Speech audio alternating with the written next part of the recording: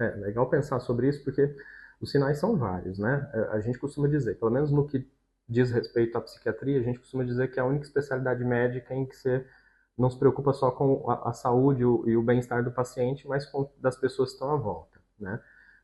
Qualquer pessoa que adoece mentalmente, emocionalmente, vai gerar, né, um prejuízo para si, ou a situação gera um prejuízo para si e para todos que estão no entorno, né? Todos que te amam se preocupam se você não está bem. Então, acho que um dos sinais mais importantes, pensando na nossa saúde psicológica, é alterações de comportamento, né? Então, se um dado indivíduo tem um comportamento que já é conhecido e num dado momento muda de maneira brusca, intensa ou gradativamente, mas demonstrando sofrimento, esse é um primeiro sinal, né?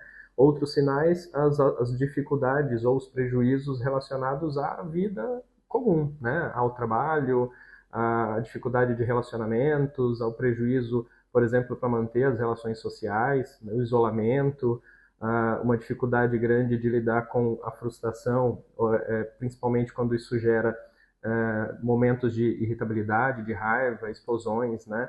Então, são sinais importantes para a gente pensar. O que eu elencaria como prioritários seriam alterações de comportamento que sejam rápidas e sinais de sofrimento, né? Tristeza, choro, isolamento, prejuízo funcional. Todo mundo que faz tratamento deveria fazer terapia, né? Óbvio que também, da mesma maneira que existe uma resistência para buscar o tratamento psiquiátrico, existe uma resistência para buscar o tratamento psicológico, né? E eles não são dissociados, né? É importante que a gente faça esse tratamento conjunto, inclusive, né? Então, todas as vezes que a gente consegue fazer esse tratamento conjunto, a gente tem um resultado maior, né? Indispensável por vários motivos, né? Primeiro porque ajuda o indivíduo a fazer um processo de realmente se identificar, se conhecer, perceber os seus limites e aos poucos entender como impor esses limites a tudo que está à sua volta, às pessoas, ao trabalho, aos excessos que faz consigo mesmo, né? Então a terapia tem um papel muito grande. E importante pensar nisso, né? A psicoterapia, o contexto da psicoterapia não é um contexto em que necessariamente o indivíduo precisa estar doente para fazer, né?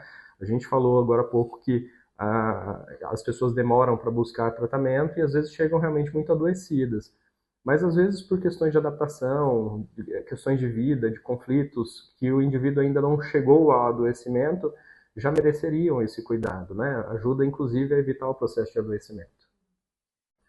Não só do agora, mas do desempenho, do hiperdesempenho, né? A gente foi criando socialmente, pelo menos nas últimas décadas, a ideia de que o sucesso se restringe a sucesso financeiro, e quanto maior o sucesso financeiro, mais bem sucedido eu sou, e que por isso as coisas precisam acontecer de uma maneira muito rápida também, né? E eu não posso perder tempo porque tempo é dinheiro.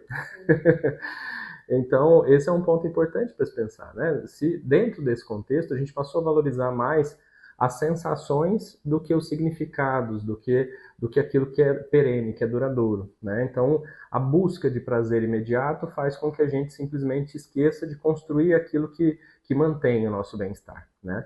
Para eu construir, por exemplo, como costumam dizer por aí, para eu construir um shape para ir para a academia e ter resultado, não acontece do dia para a noite. Para eu construir conhecimento, não acontece do dia para a noite. Né? Para eu construir uma relação que seja duradoura, que seja de confiança com alguém, um casamento que seja bem sucedido, uma relação com os meus filhos que seja bem sucedida, isso não acontece de uma hora para outra. Isso demanda esforço diário, constante e sempre com uma reavaliação daquilo que eu posso fazer, oferecer.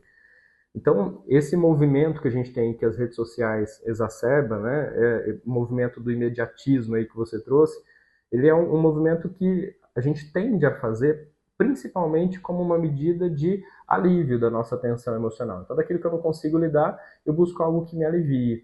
Então, o uso de rede social dá uma sensação de prazer imediato, rápido, mas que também dura pouco.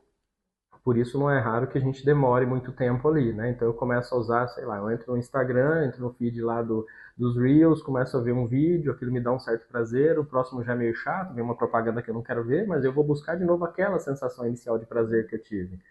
Isso é o que a gente fala, a gente chama de sistema de recompensa, né? A recompensa prazerosa faz com que eu busque novamente.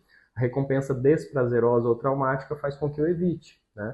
Então, o grande cuidado que a gente precisa ter dentro desse funcionamento, porque isso regula como a gente funciona, é de evitar os excessos, né? Então, evitar o excesso de redes sociais, evitar o excesso de consumo de materiais que são, de alguma maneira, me fixam ali sem trazer benefício de longo prazo, e isso faz com que a gente consiga ter um pouco mais de qualidade de vida, inclusive. Tanto que o consumo excessivo de redes sociais, jogos eletrônicos, hoje a gente tem muito problema com cassinos, bets também, faz com que a gente tenha um risco aumentado para adoecimento mental.